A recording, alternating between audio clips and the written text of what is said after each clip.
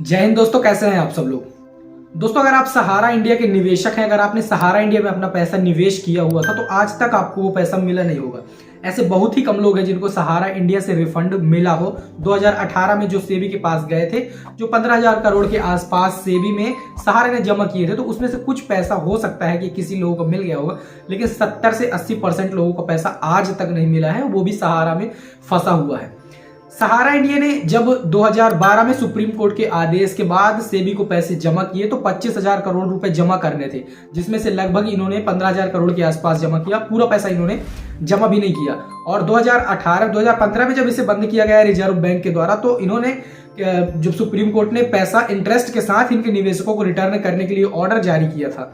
सहारा ने यहां पर आपके साथ धोखाधड़ी करते हुए क्या किया कि अपने ही ब्रांच में, अपने ही नेटवर्क में, और उस सहारा इंडिया का पैसा आपको मैच्योरिटी करा के, आपसे साइन करा के, आपको शुद्ध धोखाधड़ी के साथ आपको रिटर्न नहीं किया, बल्कि आपके सहारा क्रेडिट कोऑपरेटिव सोसाइटी में, या फिर जैसे हमारा credit cooperative society, Q shop, ऐसी जगह पे अपने ही नेटवर्क में उसे कन्वर्ट कर दिया और वो पैसा अपने ही ब्रांच में रख लिया, जबकि उस पैसे की मैच्योरिटी हो चुकी थी।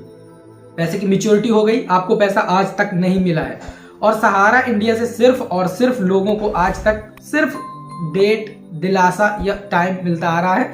सेबी सहारा का विवाद अभी तक खत्म नहीं हुआ है और अभी तक ये सटीक जानकारी नहीं मिल पाई है कि आपका पैसा कब मिलेगा। लेकिन इसी के बीच में एक बहुत बड़ी राहत दिल्ली हाई कोर्ट की तरफ से मिली हुई थी। दिल्ली हाई कोर्ट ने एक ऑर्डर दिया हुआ था जिसमें जिन भी लोगों की मैच्योरिटी हो गई है, जिन भी लोगों का पैसा सहारा से कन्वर्ट करके सहारा क्रेडिट कोऑपरेटिव सोसाइटी में डाला गया है, जिन भी लोगों का पैसा सहारा से निकाल के सहारा क्रेडिट कोऑपरेटिव सोसाइटी में डाला गया है, उस पैसे को आप सेंट्रल रजिस्ट्रार के पास अपने भुगतान के लिए, कंप्लेन के लिए कर सकते हैं।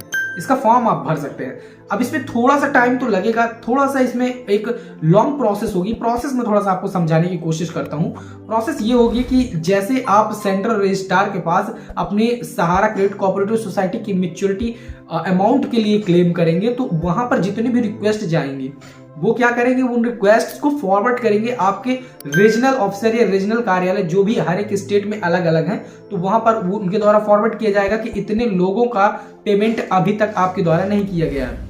फिर उन जितने भी क्लेम्स को जो सेंट्रल रजिस्ट्रार है वो पेश करेगा दिल्ली हाई कोर्ट के सामने, और दिल्ली हाई कोर्ट फाइनल इस पे जब भुगतान का ऑर्डर करेगा तो वहां से आपको पैसा मिलने के चांसेस हैं, वहां से आपका पैसा मिल सकता है। हालांकि मैंने इस पर एक वीडियो बनाया हुआ है, अगर आपने उस वीडियो को नहीं देखा तो डिस्क्रिप्शन में इसका लिंक दे दूंगा, आप वहां से देख सकते हैं। आज की इस वीडियो पे मैं आपको पूरा बताऊंगा कि कैसे आप दिल्ली हाई कोर्ट के आदेश को डाउनलोड कर सकते हैं, कैसे आप इसे इसके अनुसार अपने सहारा क्रेडिट कोऑपरेटिव सोसाइटी में जो आपका पैसा फंसा है उसके लिए अप्लाई करेंगे। तो वीडियो को लास्ट तक देखिएगा, वीडियो पे बने रहिएगा। इसमें थोड़ा सा टाइम तो लग सकता है, लेकिन आपको अप्लाई जरूर कर देना चाहिए। और एक बात जो ध्यान में रखने वाली है, बहुत ही इंपॉर्टेंट चीज, कि डॉक्यूमेंट आपको रीजनल ऑफिसर या रीजनल कार्यालय से कोई आके या एजेंट आके कोई बोले, कोई भी आपसे बोले कि ओरिजिनल डॉक्यूमेंट सबमिट कर दो, then we are ready to refund your amount, आपको ओरिजिनल डॉक्यूमेंट किसी को नहीं देने हैं। जिसको भी देने हैं आपको सिर्फ और सिर्फ फोटोकॉपी डॉक्यूमेंट देने। Original document, policy bonds, policy receipt, सारी चीजें आपको अपने पास रखनी है। यहां पर भी आपको दिल्ली हाई कोर्ट के ऑर्डर के अनुसार जो आप सेंट्रल रजिस्ट्रार में कंप्लेन करेंगे, जो एप्लीकेशन करेंगे, वहां पर भी आपको सिर्फ और डॉक्यूमेंट्स की, पॉलिसी बॉन्ड्स की, सारे रिसिप्ट की सिर्फ आपको फोटोकॉपी ही अटैच करनी है। तो चलिए चलते हैं वीडियो की तरफ, बताता हूं आपको कैसे आपको सारा रिफंड क्रेडिट कोऑपरेटिव सोसाइटी का फॉर्म फिल करना है।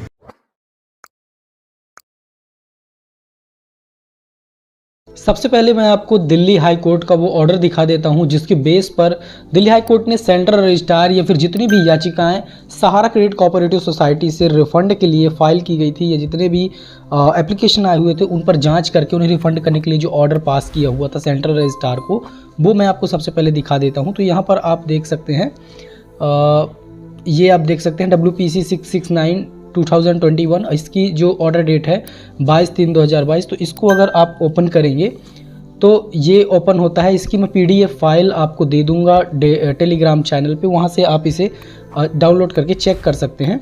नीचे आप आएंगे, 14 नंबर का इस पे एक कंडिका है, ये इस पर आप देख सकते हैं। इसका मैं हिंदी मतलब मैं आपको समझाता हूँ कि जितने भी लोगों के द्वारा याचिकाएं या एप्लीकेशन फाइल किए गए हैं रिफंड के लिए, उन पर सेंट्रल रजिस्ट्रार अपने जो रीजनल ऑफिसर है उन्हें करके और जांच कराएं और उनका पैसा रिफंड कराएं, और ये कंप्लेन आप सारी पेमेंट के साथ सेंट्रल रजिस्ट्रार के पास सबमिट भी कर सकते हैं।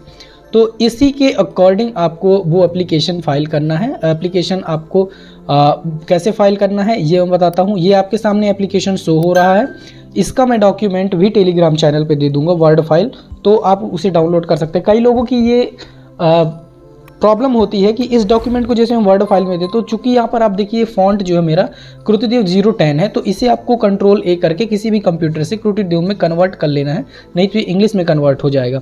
मैं वर्ड फाइल इसलिए देता हूँ ताकि ये ईजी एडिटेबल होती है, तो आप इसे एडिट कर सकते हैं अपने अकॉर्डिंग।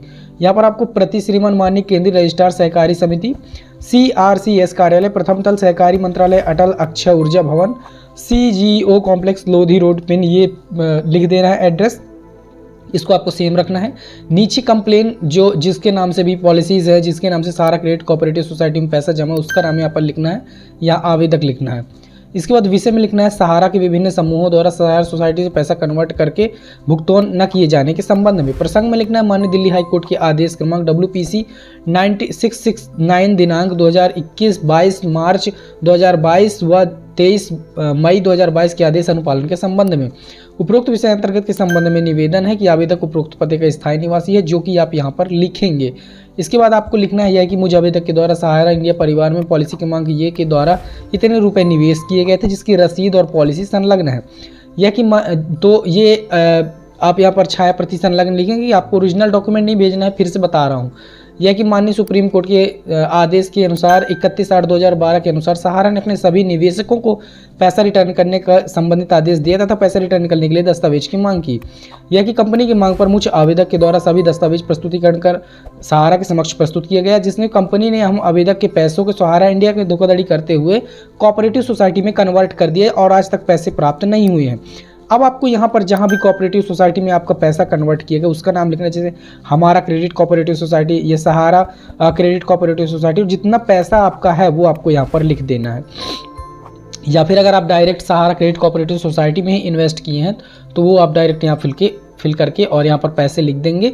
इसके बाद लिखना है कि मुझे आवेदक को पैसे की जरूरत है, जिस संबंध में श्रीमान के समक्ष आवेदन प्रस्तुत कर रहा हूँ और उपरोक्त दिल्ली हाईकोर्ट के आदेश का अनुपालन करते हुए पैसे का भुगतान कराए जाने की कृपा करें, ये आपको लिख देना है। और संलग्न में आपको दिल्ली हाईकोर्ट का ये आदेश और ये आपको प्रार्थना में लिख देना है कि भुगतान कराया जाए। ये डॉक्यूमेंट मैं आपको पूरा दे दूंगा टेलीग्राम पे, इसे आप अपने अकॉर्डिंग मॉडिफाई कर सकते हैं। अपना पॉलिसी नंबर, अपनी डिटेल्स यहाँ पर फिल करके, अपना अमाउंट और यहाँ पर नाम वगैरह सब कुछ आप फिल कर सकते हैं। इसकी एडिटेबल फाइल मैं वर्ड फाइल दे दूंगा टेलीग्राम पे, वहाँ से आप डाउनलोड कर सकते हैं। और इसे आपको स्पीड पोस्ट या रजिस्टर्ड पोस्ट के माध्यम से इस एड्रेस पर आपको भेज देना है। इस एड्रेस पर आपको भेज देना है। इस एड्रेस पर आपको सारे डॉक्यूमेंट्स अटैच करके, सारे डॉक्यूमेंट की फ़ोटो कॉपी अटैच करके इस एप्लीकेशन के साथ भेज देना है। तो ये आपकी एक सेंट्रल रजिस्ट्रार के पास कंप्लेन इससे रिलेटेड पहुंच जाएगी। अगर आप इसमें आगे कोई एक्शन होता है तो आपका भी इसमें रिफंड की लिस्ट में नाम आ जाएगा। सो दोस्तों ये था आज का वीडियो में आपने जाना कि आप सहारा क्रेडिट कोऑपरेटिव सोसाइटी से अपने रिफंड के लिए कैसे क्लेम कर सकते हैं माननीय दिल्ली हाई कोर्ट के आदेश के अनुसार। अगर आपको वीडियो पसंद आया हो लाइक कर दें, दोस्तों के साथ शेयर कर दें, चैनल पर नए हैं सब्सक्राइब कर दें। मिलते हैं नेक्स्ट वीडियो में, तब तक के लिए जय हिंद।